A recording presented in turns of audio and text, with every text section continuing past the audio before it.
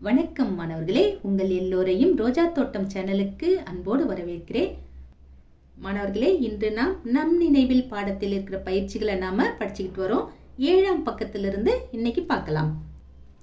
7ஆம் பக்கத்தை எடுத்துக்கோங்க. அங்க என்ன தரப்பட்டிருக்கு? தேவைப்படும் பொருள்களை உரிய இடத்தில் எடுத்து எழுதுக. இந்த மாதிரி கொடுத்துருக்காங்க. கீழே நிறைய பொருள்களுடைய பெயர்கள் தரப்பட்டிருக்கு. என்னென்ன தந்திருக்காங்க?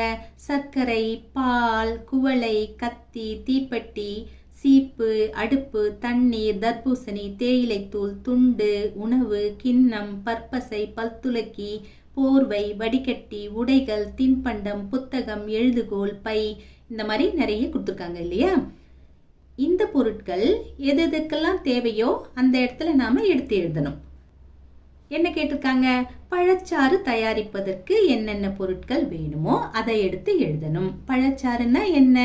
ஜூஸ், ஃப்ரூட் ஜூஸ் இல்லையா?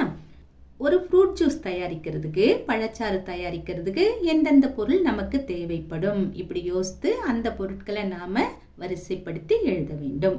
அவங்களே என்ன கொடுத்துருக்காங்க? சர்க்கரை கொடுத்துட்டாங்க. ஜூஸ் தயாரிக்கிறதுக்கு சர்க்கரை வேணும் இல்லையா? சர்க்கரையை அவங்களே கொடுத்துட்டாங்க. மீதம் இருக்கிறது நாம எழுதலாம். சர்க்கரை எழுதலாம். அதுக்கப்புறம் குவளை, டம்ளர் வேணும் இல்லையா? குவளை எழுதலாம். கத்தி, பழத்தை நறுக்கிறதுக்கு கத்தி தேவைப்படுது, கத்தி எழுதலாம். கிண்ணம் எழுதலாம். ஏன்னா குவளை மட்டுமே போதாது, கிண்ணமும் நமக்கு தேவைப்படும். அதுக்கப்புறம் பழம் வேணும் இல்லையா? முக்கியமா பழம்தான் வேணும் பழச்சாருக்கு. என்ன பழம் கொடுத்துருக்காங்க? தர்பூசணி. தர்பூசணியை எடுத்து எழுதிக்கலாம். அதுக்கப்புறம் வடிகட்டி, பழத்தை வடிகட்டணும் இல்லையா? வடிகட்டியை எடுத்து எழுதிக்கலாம். இந்த பொருட்கள் எல்லாம் தேவை. அதுக்கப்புறம் என்ன கேட்டிருக்காங்க? தேநீர் தயாரிப்பதற்கு. தேநீர்னா என்ன? நாம குடிக்கிற டீ இல்லையா? டீ தயாரிக்கிறதுக்கு என்னென்ன பொருள்கள் வேணுமோ அதையெல்லாம் நாம லிஸ்ட் போடணும். அவங்க என்ன கொடுத்துட்டாங்க? தண்ணீர் கொடுத்துட்டாங்க. மீதி இருக்கிறத நாம எழுதணும். தண்ணீர் தேவை, சர்க்கரை தேவை, பால் தேவை, குவளை தேவை, தீப்பெட்டி தேவை, அடுப்பு தேவை, கிண்ணம் எழுதலாம்.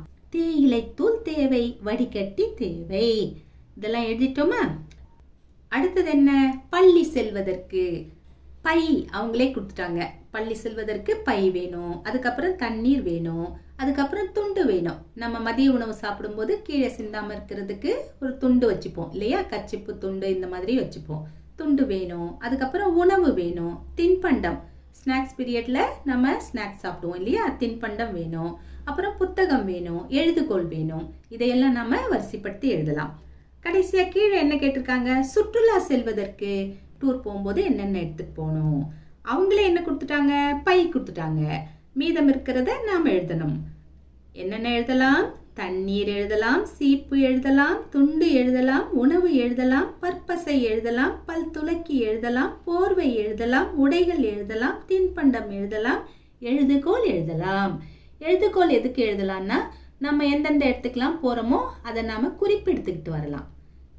அதுக்கு எழுதுகோல் தேவைப்படும். சரிங்களா? அப்படியே ஜாலியா போயிட்டு மட்டும் வரக்கூடாது. நாம போற இடத்தெல்லாம் எந்தெந்த இடத்துக்கு போறோமோ அந்த இடத்தினுடைய பெயர்களை நாம வரிசைப்படுத்தி எழுதிக்கிட்டு வரணும். அதுக்கு எழுதுகோல் தேவைப்படும். இந்த பயிற்சியை முடிச்சிட்டோமா? அடுத்த பக்கத்துக்கு வரணும். அதாவது 8வது பக்கத்துக்கு வரணும். என்ன கேட்டிருக்காங்க? சொற்களை வண்ணமிட்டு எடுத்து எழுதுக. அவங்களே குடம்ங்கிற சொல்ல வண்ணமிட்டு காட்டியிருக்காங்க பாருங்க. அந்த குடம்ங்கிற படமும் கொடுத்துருக்காங்க, குடம்ங்கிற சொல்லும் கொடுத்துருக்காங்க. இதே மாதிரி நிறைய சொற்கள் இங்க தரப்பட்டிருக்கு. அந்த சொல்லினுடைய படமும் தரப்பட்டிருக்கு. நீங்க எளிதா கண்டுபிடிக்கலாம். படத்தை பார்த்தீங்கன்னாவே என்ன சொல்லுங்கிறத ரொம்ப எளிதா கண்டுபிடிச்சிருவீங்க. இப்ப மேல பாருங்க, பாய் படம் இருக்கா? அப்போ அதுக்கு கீழே பார்த்தீங்கன்னா பாருங்க, பாய் கொடுத்துருக்காங்களா? நீங்க இதை வண்ணமிடணும். அப்புறம் கீழே எடுத்து எழுதணும். இதே மாதிரி இந்த பயிற்சியை செய்யணும். செய்வோமா? முதல்ல குடம் இருக்கா? அடுத்தது நாம எழுதணும். அடுத்தது பாய், வண்ணமிடலாம், எடுத்து எழுதலாம். அடுத்தது முறம், வண்ணமிடலாம், எடுத்து எழுதலாம். அடுத்தது நாற்காலி, வண்ணமிடலாம், எடுத்து எழுதலாம். அடுத்தது தெருவிளக்கு, எவ்வளவு உயரமா இருக்கு பாருங்க, வண்ணமிடலாம், எடுத்து எழுதலாம். அடுத்தது போர்வை, மடிச்சு வச்சிருக்காங்க பாருங்க, வண்ணமிடலாம், எடுத்து எழுதலாம். அடுத்தது தலையணை, வண்ணமிடலாம், எடுத்து எழுதலாம். அடுத்தது கதவு, வண்ணமிடலாம், எடுத்து எழுதலாம். அடுத்தது தொலைக்காட்சி, வண்ணமிடலாம், எடுத்து எழுதலாம். அடுத்தது பூட்டு, வண்ணமிடலாம், எடுத்து எழுதலாம். அடுத்தது வீடு, வண்ணமிடலாம், எடுத்து எழுதலாம். அடுத்தது மின்விசிறி, வண்ணமிடலாம், எடுத்து எழுதலாம். முடிஞ்சிடுச்சு, அவ்வளவுதான். இப்போ அடுத்த பயிற்சி. தொடருக்கு ஏற்ப சொல்லை மாற்றி எழுதுக. முதல்ல என்ன கொடுத்திருக்காங்க? செடியில் ஈக்கள் பூத்தன. செடியில எங்கன்னா ஈக்கள் பூக்குமா? எப்படி சரியாக எழுதலாம்? அவங்களே கொடுத்திருக்காங்க பாருங்க. செடியில் பூக்கள் பூத்தன. அந்த ஈயை எடுத்துட்டு பூவை நாம எழுதணும்.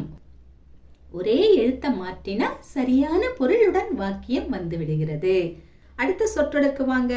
நான் செங்கல் உண்டேன். யாருன்னா செங்கல்ல சாப்பிடுவாங்களா? தவறு இல்லையா? இதை எப்படி மாற்றி எழுதலாம்? சேவை எடுத்துட்டு போவ போடுங்களேன். நான் பொங்கல் உண்டேன். இப்ப சரியா போச்சு. அடுத்தது என்ன? என் வட்டம் பறந்தது. வட்டம் எங்கன்னா பறக்குமா? பறக்காது இல்லையா? வாவை எடுத்துட்டு பாவை எழுதி பாருங்க. என் பட்டம் பறந்தது. இப்பொழுது சொற்றொடர் சரியானது. அடுத்தது ஆற்றில் தேன் துள்ளியது. தேன் எங்கன்னா துள்ளுமா? தேவை எடுத்துட்டு மீ போட்டு பாருங்க. ஆற்றில் மீன் துள்ளியது. இப்போ பொருள் சரியானது. அடுத்தது பாருங்க, கடைசியா தாழை இலையில் சாப்பிட்டேன். தாழை இலையில யாருன்னா சாப்பிடுவாங்களா? எப்படி வரும்? வாழை இலையில் சாப்பிட்டேன். அடுத்தது 9வது பக்கத்துக்கு வாங்க. தொடர் அமைத்து எழுதுகன்னு கொடுத்துருக்காங்க. படம் கொடுத்துருக்காங்க. நாம வாக்கியத்துல தொடர் அமைக்கணும். எடுத்துக்காட்டுக்கு முதல் தொடரை அவங்க அமைச்சு காட்டியிருக்காங்க பாருங்க. நண்பர்கள் பந்து விளையாடினர். நண்பர்கள் இருக்காங்களா? பந்து படம் இருக்கா? விளையாடினர் அவங்களே கொடுத்துட்டாங்க. நண்பர்கள் பந்து விளையாடினர். இதே மாதிரி படங்களை இணைத்து நாம சொற்றொடரை எழுத வேண்டும். யானை இருக்கு, கரும்பு இருக்கு, பக்கத்துல தின்றது கொடுத்துட்டாங்க. எப்படி எழுதலாம்? யானை கரும்பு தின்றது. அதற்கடுத்து அணில் மரம் ஏறுகிறது. அதற்கடுத்து சிறுமி ஊஞ்சல் ஆடுகிறாள். இப்ப கொஞ்சம் கீழே வாங்க. நிரப்புக கொடுத்துருக்காங்க. 4 நிரப்புக இருக்கு. முதல்ல என்ன கொடுத்துருக்காங்க? வானத்தில் டேஷ் பறக்கின்றன. இதை எப்படி எழுதலாம்? வானத்தில் பறவைகள் பறக்கின்றன. இதோ மேல பறக்குது பாருங்க. அடுத்தது 2, தேன்கூட்டில் இருந்து டேஷ் செல்கின்றன. தேன்கூட்டில் இருந்து தேனீக்கள் செல்கின்றன. 3, புல்தரையில் டேஷ் நடந்து வருகிறது.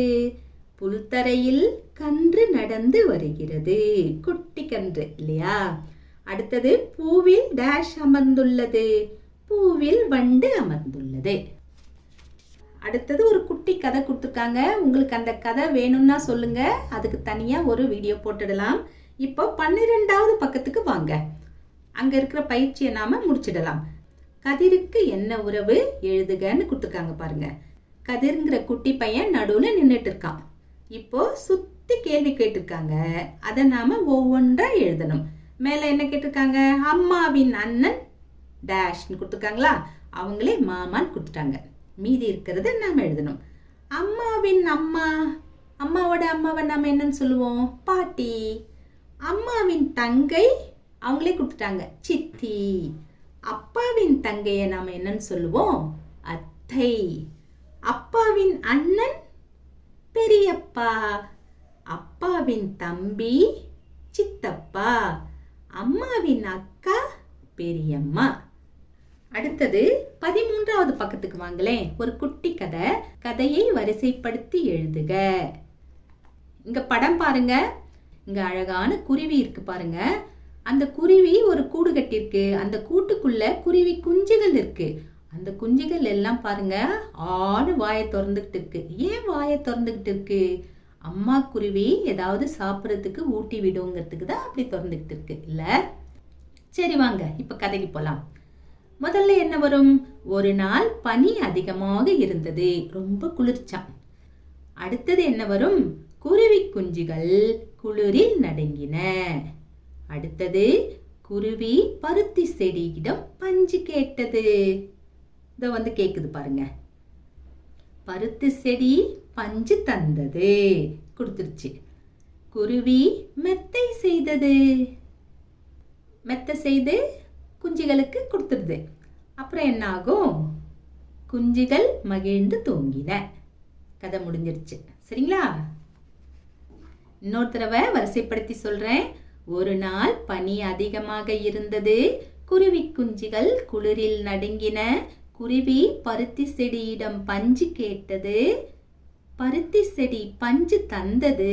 குருவி மெத்தை செய்தது. குஞ்சுகள் மகிழ்ந்து தூங்கின. அடுத்தது 14வது பக்கத்துக்கு வாங்க.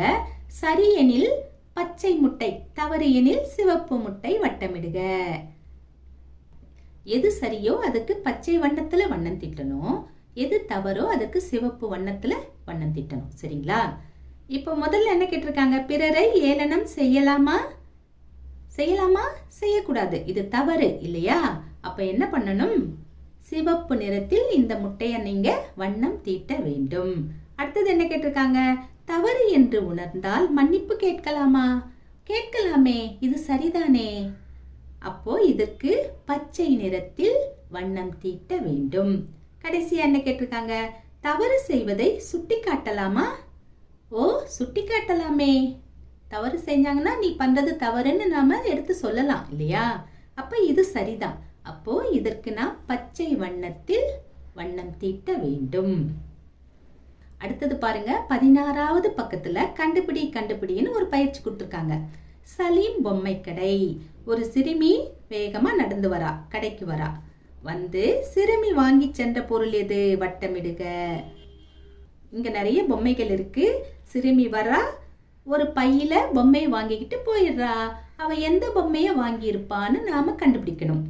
இப்போ மேல இருக்கிற கடையில எந்தெந்த பொம்மை இருக்கு, கீழே இங்க எந்தெந்த பொம்மை இருக்குன்னு பார்க்கணும். எந்த பொம்மை விடுபட்டு இருக்கோ அந்த பொம்மையை தான் அந்த சிறுமி பையில வாங்கிக்கிட்டு போயிட்டா இல்லையா? அது எதுன்னு கண்டுபிடிக்கணும். எந்த பொம்மை? வாத்து பொம்மை. இதுதான் இங்க மிஸ் ஆகுது இல்லையா? அப்போ இந்த பொம்மையை தான் இந்த குட்டி பொண்ணு வாங்கிட்டு போயிட்டா. சரி, அதுக்கும் கீழே வந்தீங்கன்னா இன்னொரு பயிற்சி. பூங்காவில் இல்லாத நாய்க்குட்டி எது? வட்டமிடுக. பூங்காவில் 7 நாய்க்குட்டிகள் இருக்கு. இந்த கட்டத்துக்குள்ள 6 நாய்க்குட்டிகள் இருக்கு. கட்டத்தில் இருக்கிற ஏதோ ஒரு நாய்க்குட்டி மட்டும் பூங்காவில் இல்ல. அந்த நாய்க்குட்டி எந்த நாய்க்குட்டி? இங்க பாருங்க, முதல்ல இருக்கிற இந்த கருப்பு நாய்க்குட்டி இதோ இருக்கு. அடுத்து இருக்கிற இந்த வெள்ளை நாய்க்குட்டி இதோ இங்க இந்த பக்கம் இருக்கு. இந்த கருப்பு நாய்க்குட்டி இருக்கா, அது பட்டாம்பூச்சி பக்கத்துல இதோ இருக்கு பாருங்க. அப்புறம் இந்த கீழே இருக்குல்ல இந்த நாய்க்குட்டி இதோ இங்க மேல விளக்கு கம்பம் பக்கத்துல இருக்கா. அப்புறம் இங்க கடைசியா நெத்தில வெள்ளை கலர்ல கோடு போட்ட நாய்க்குட்டி இதோ இங்க கீழே இருக்கு பாருங்க. அப்ப எந்த நாய்க்குட்டி இல்ல? இதோ இந்த நாய்க்குட்டி தான் இல்ல. இதனுடைய காது பாருங்களேன், எப்படி உயரமா நின்னுகிட்டு இருக்கு. மற்ற நாய்க்குட்டிக்கெல்லாம் காது மடிஞ்சிருக்கு. ஆனா இந்த நாய்க்குட்டிக்கு காது மடியில பாருங்க, நேரா நிமிர்ந்து நிக்குது. இந்த மாதிரி நிமிர்ந்து நிக்கிற காது இருக்கிற நாய்க்குட்டி இங்க ஏதாவது இருக்கா பார்க்கல? இல்ல. அப்போ இந்த நாய்க்குட்டி தான் பூங்காவில் இல்லாத நாய்க்குட்டி.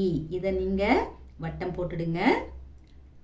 மாணவர்களே, இன்று நாம் நம் நினைவில் பாடத்தில் தரப்பட்ட பயிற்சிகளுக்கான விடைகளை பார்த்தோம். நாம் வேறு பாடத்தோடு மீண்டும் சந்திக்கலாம். டாடா, பாய்.